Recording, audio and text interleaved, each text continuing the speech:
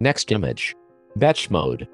For batch mode, choose auto size to cope with the different size documents. Choose a resolution and an image type.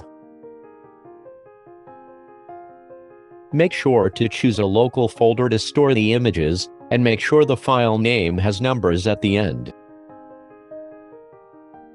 It is important to set up rename in the settings for when the file name already exists, to allow the smooth flow of the batch mode. Highlight batch, and then start the scan.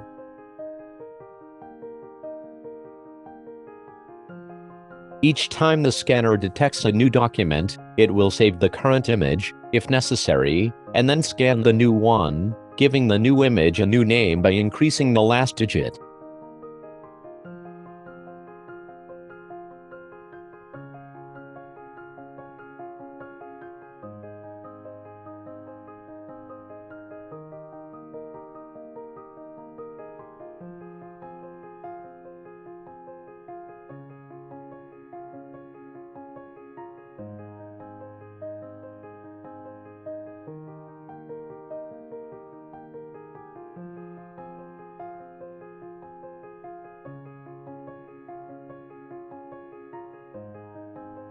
You can check the scanned images by opening the folder.